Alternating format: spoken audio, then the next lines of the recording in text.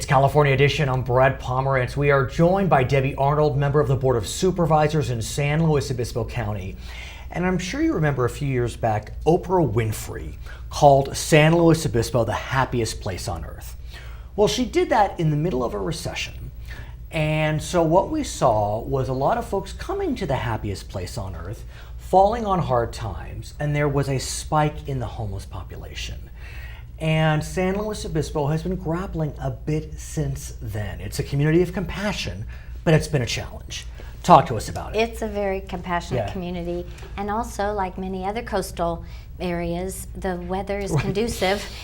If you find yourself in a situation where you have to be living outdoors, you know, you'd rather be here than some other places. So yes, San Luis Obispo has had, county in its entirety, has had issues with their homeless population. And it's all parts of the county. I mean, Atascadero it has some issues. San Luis Obispo has issues, and below Santa Maria in Santa Barbara County. I mean, this whole region is grappling. It's true. And so what have you seen on the ground when it relates to the homeless population? Because I know that when you first entered office, this was one of your issues. You had been assigned to a few committees focused on homelessness. Absolutely. Immediately, I became chair of the Homeless Oversight Council here in the county, and whose job it is to end homelessness. Right. So, but you know, it's been really a wonderful challenge and learning experience in that the committee, and I'm going to give a shout out to Laura Ware, who works with County Social Services, and had come to us with national experience dealing with homeless populations all over the country, and immediately presented the 100,000 Homes campaign, which is a housing first model, meaning you know, people, you first stabilize people, and then you try to help them with whatever it is ailing them, maybe the cause of their And let's talk about how that program will be implemented here in San Luis Obispo County. It's very exciting. It's great. And after, it's called 50 now. Right, and that's actually the program name. What happened was the Board of Supervisors were actually willing to put out an RFP to get the help they needed to implement this 100,000 Homes campaign. I'll step back one moment and say that you know, it's a very small part of our homeless population that actually consumes maybe 80 to 90% of the resources, that being ambulance, emergency rooms, law enforcement, and those kinds of things. And the idea of this 100,000 Homes campaign is if you can stabilize that small or 10% of the homeless, the most vulnerable of the homeless folks, then you can free up a lot of resources to deal with the rest of the problem. And I had said to you before that, oh, you must be going for kind of the middle set. And you explained, no, we really are targeting the most vulnerable, because as you described just now, that's the community that is taking so much of the pot. And there's in some cases they're elderly, and you know, they're just not of the age that they can really handle that lifestyle anymore. So trying to take those chronically ill out of that homeless situation, stabilize them, provide them wraparound services. The difference here is they don't need to be clean and sober when they're brought into housing. Where in the past, sometimes that's been a requirement, and it's been a requirement that's been hard to meet for some of these folks. So we're going to do it the other way around. Stabilize them with a home, the services that they need that may help them, you know, get out of that situation. When we come back, I want to talk specifically about how you're going to identify those that will participate in the program. It's very methodical and systematic and fascinating, if I may say. For our viewers on HLN, we thank you for joining us. For our other viewers, we'll be right back with Supervisor Debbie Arnold. So Supervisor, let's talk about how you're going to identify which members of the homeless community should participate. I think you start with over 200 names. Move on from there. What happens? Right, and those names, I mean, the people that will be helped first will be identified by some highly trained volunteers who actually go out and identify. There's a vulnerability index that comes along with the campaign. Is this 100,000 Homes campaign has actually been used successfully in Los Angeles and Santa Clara and other places around the country. But it's important to identify, and again, we're trying to reach the the chronically ill homeless folks and get them off the streets and get them the services they need. And I understand, and you had hinted at this, that some of the factors which will be focused upon multiple emergency room visits. Does the individual have cirrhosis of the liver? I mean, that is a strong indicator of crisis. Is the individual over the age of 60?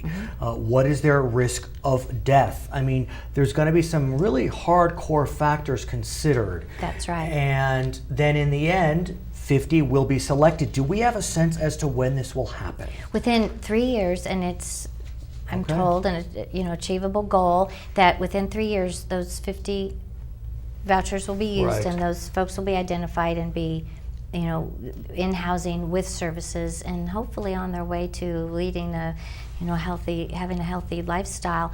And again, for the entire homeless population, then we'll reach and start the process again until until it gets easier. Sure.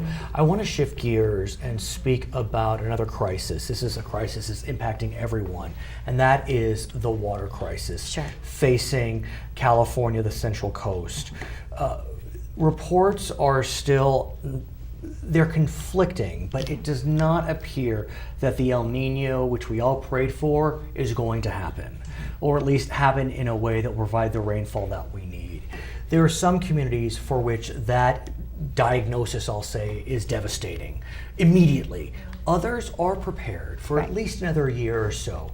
Where does San Luis Obispo County, the Central Coast, land?